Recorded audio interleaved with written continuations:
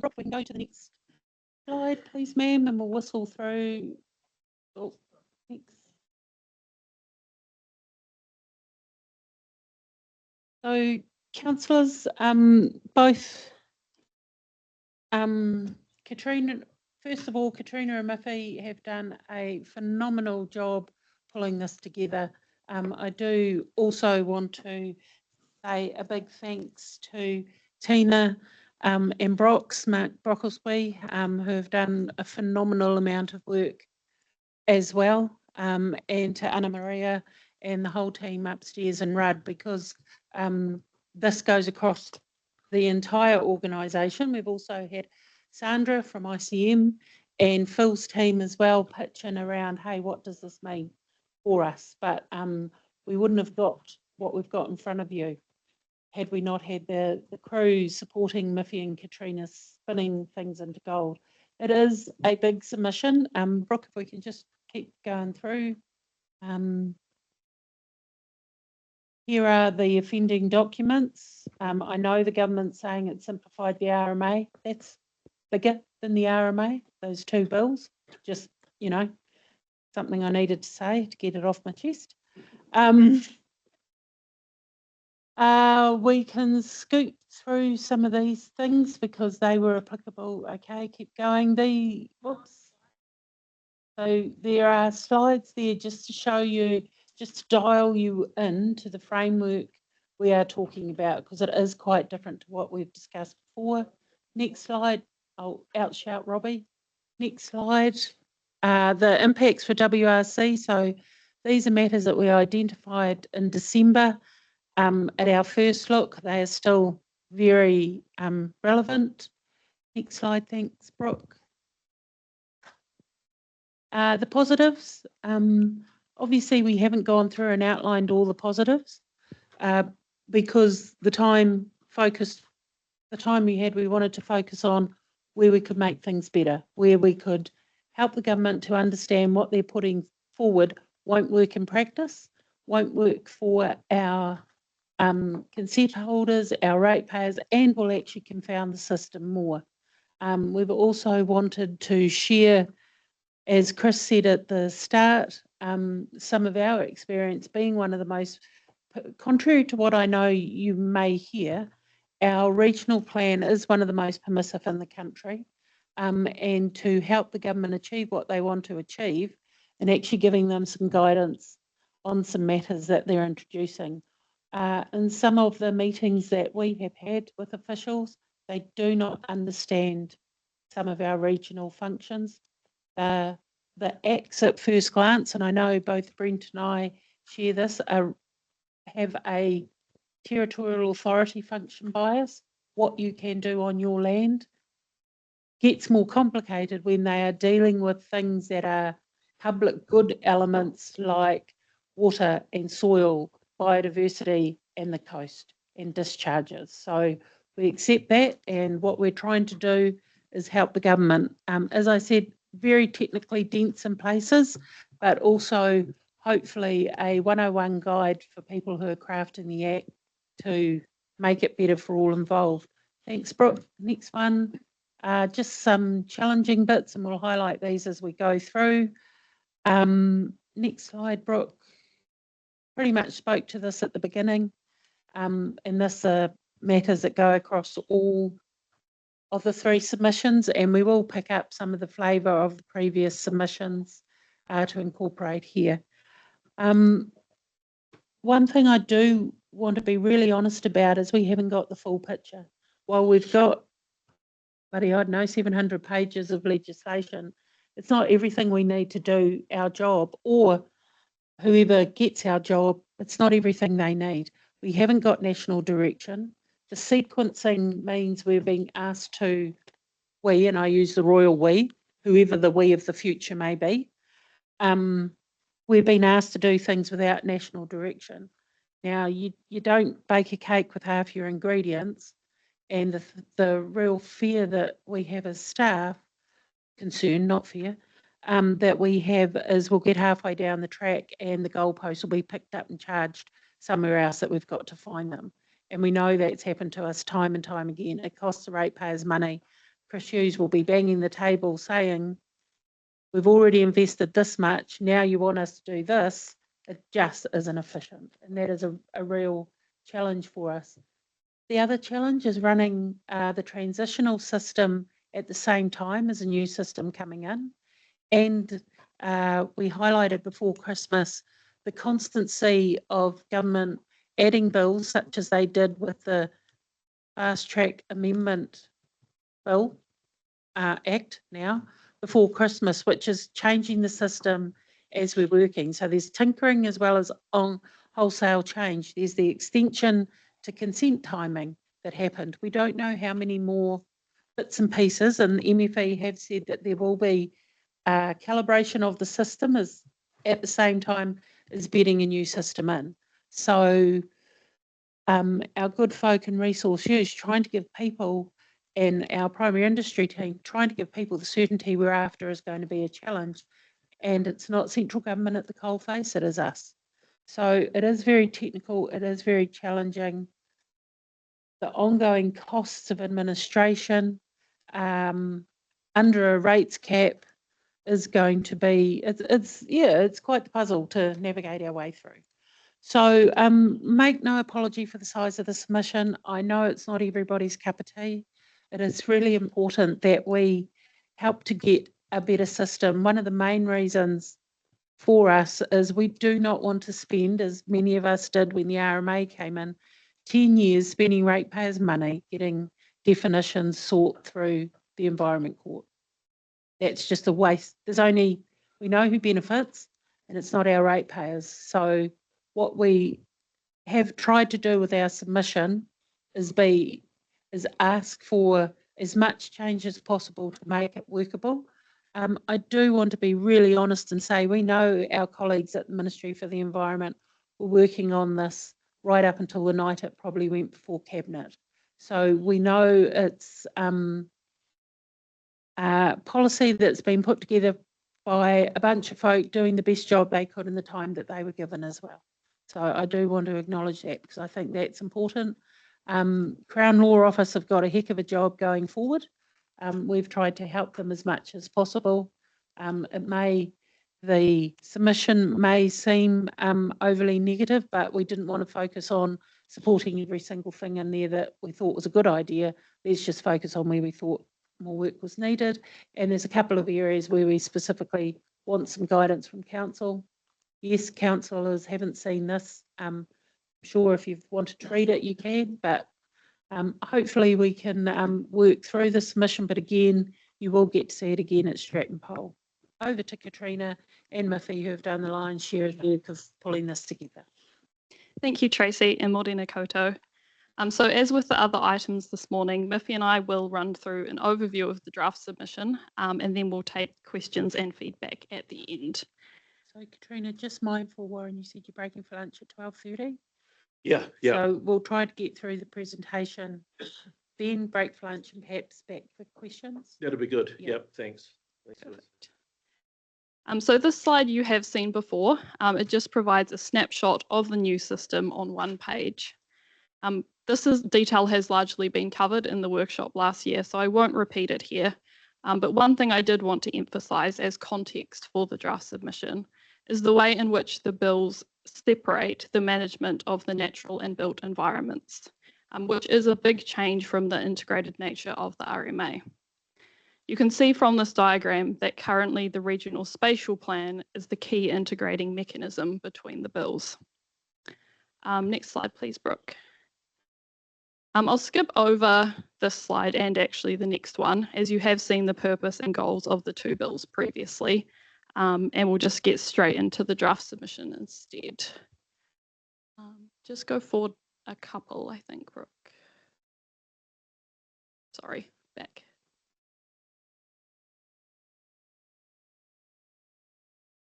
Back one more, sorry. Cool. Yeah, that one will do. Before we get into the draft submission points, I did just want to note a couple of things up front. The main one being that, as Tracy said, while the bills establish the framework for the new system, there is still so much detail to come through national instruments and regulation. This does make it difficult to fully understand the impacts and workability of the bills. So the draft submission itself begins on page 30 of your workshop agenda. We've followed the Select Committee's recommended structure for the submission. So it begins with some high-level overall comments on resource management reform, then moves in part 2 to key comments on shared provisions within both bills, and then parts 3 and 4 are tables of more technical comments on specific clauses of each bill. And as Tracy mentioned, those technical comments are very focused on making sure that the bills are actually workable and implementable. So this slide on the screen now relates to the high-level points which are in part 1 of the submission. So in summary, the draft submission supports the intent of reform to simplify the planning system while protecting what matters to us as a region. It emphasises the importance of councils being involved in developing national instruments, given the significant role that these will have in the new system. It supports regional spatial planning, and importantly, that this will have mandatory weight in the new system. Ensuring Māori, iwi and hapu have opportunities to contribute to the new system, and concern about the ability to effectively protect the natural environment are the next 2 points, and Miffy and I will expand upon these a bit shortly. And then the final 2 points on the slide are related.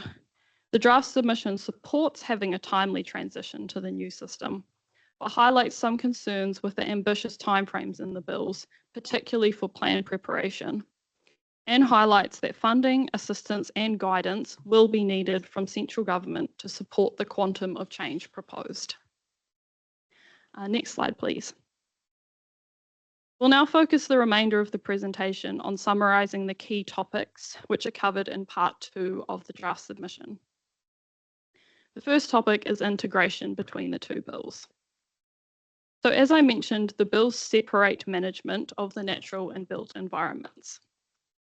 As drafted, staff consider this lack of integration will provide some significant implementation challenges and could result in some effects falling through gaps, which may ultimately make it difficult to achieve the goals of the bills.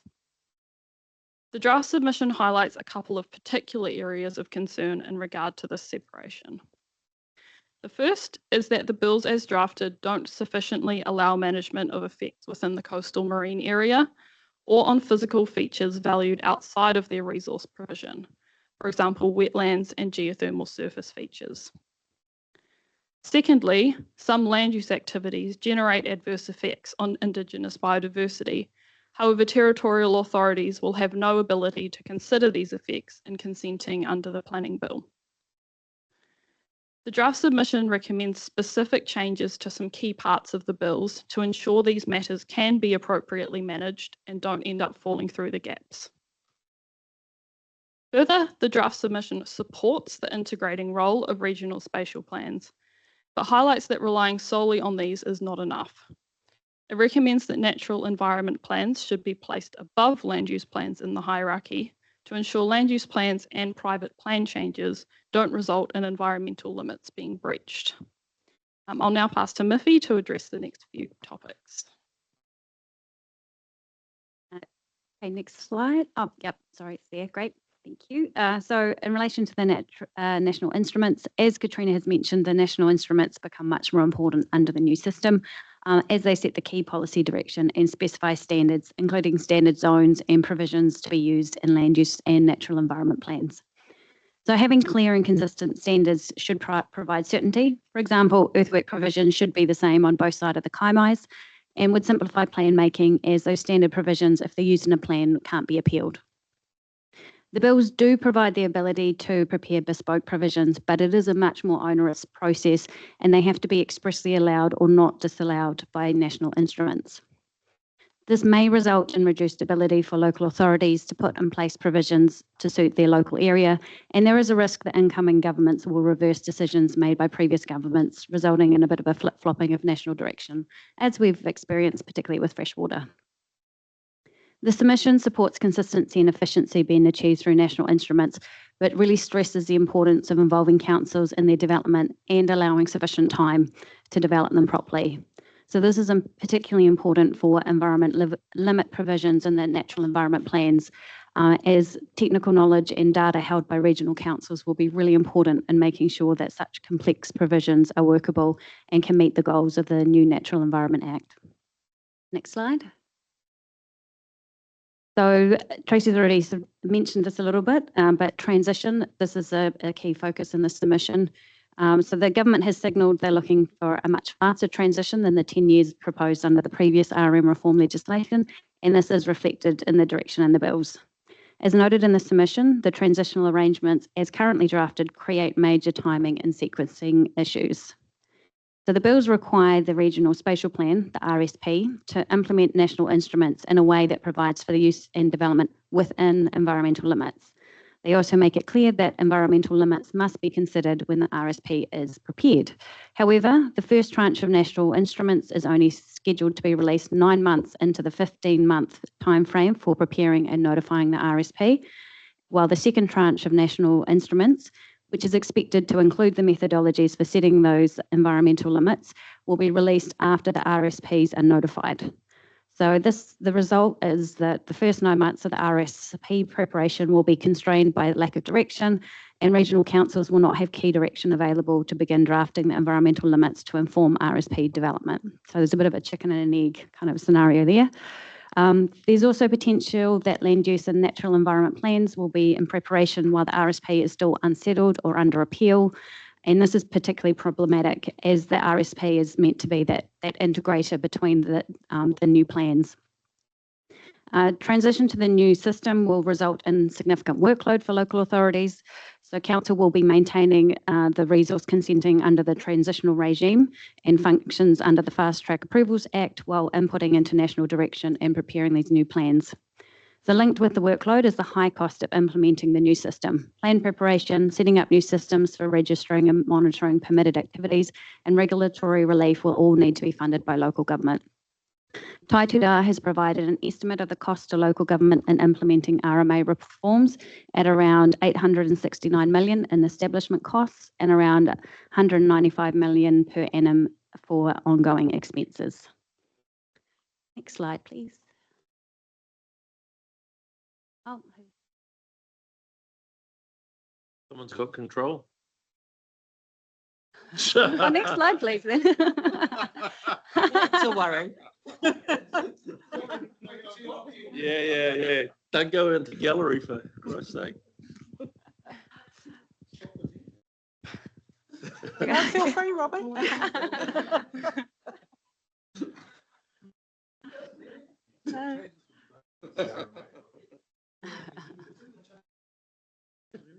I think it's slide 27, Māori involvement.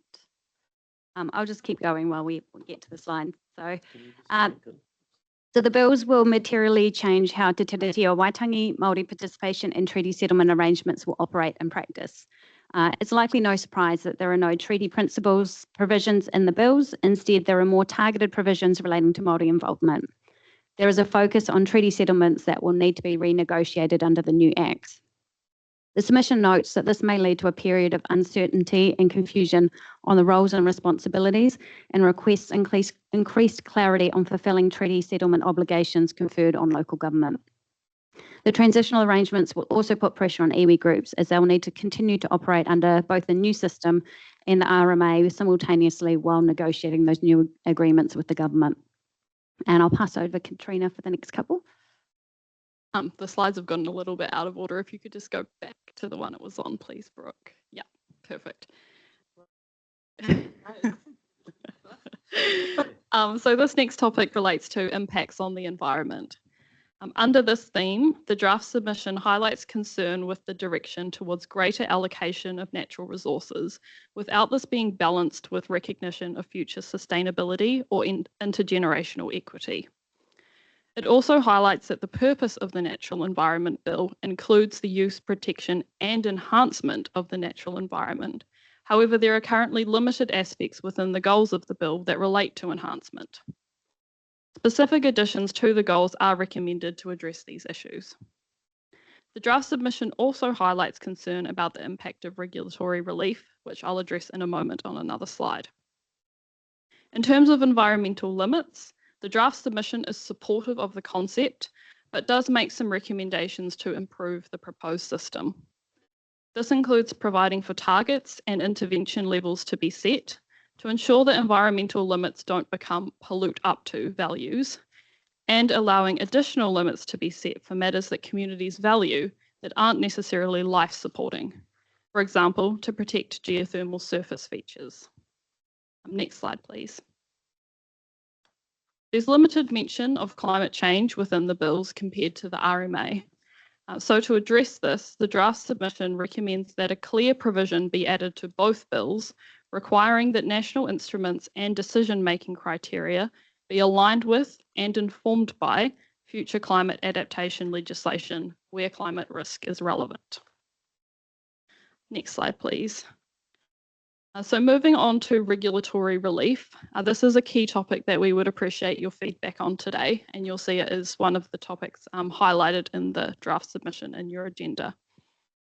So to quickly recap what regulatory relief is, the bills require councils to establish a regulatory relief framework within their plans when proposing a rule on a specified topic that is reasonably likely to have a significant impact on the reasonable use of land.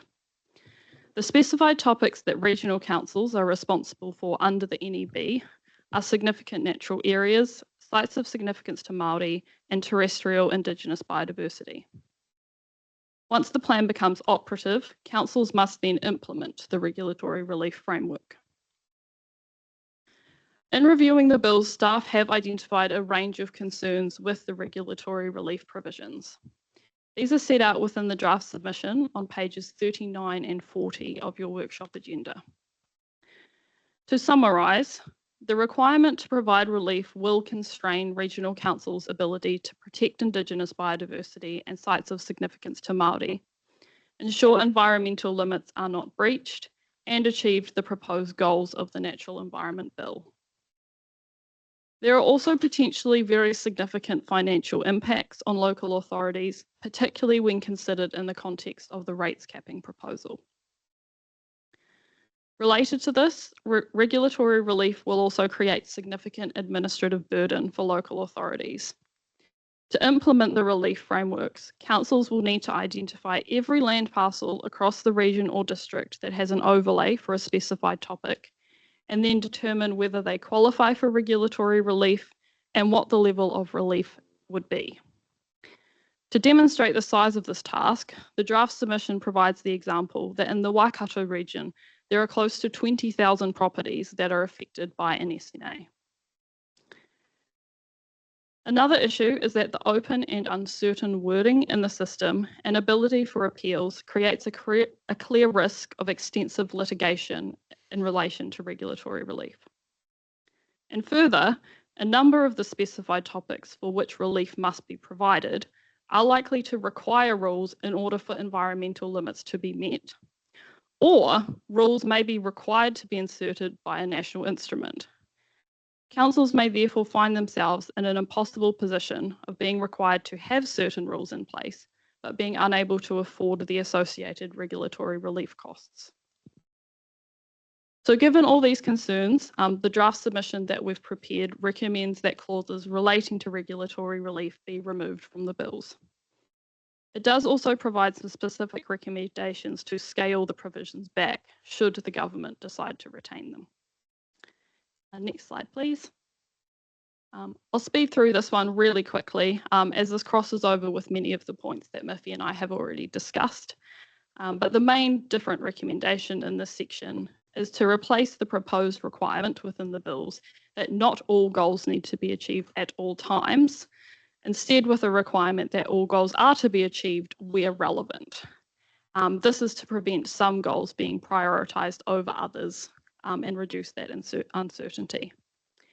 And I'll now hand back to Miffy to cover the final few slides.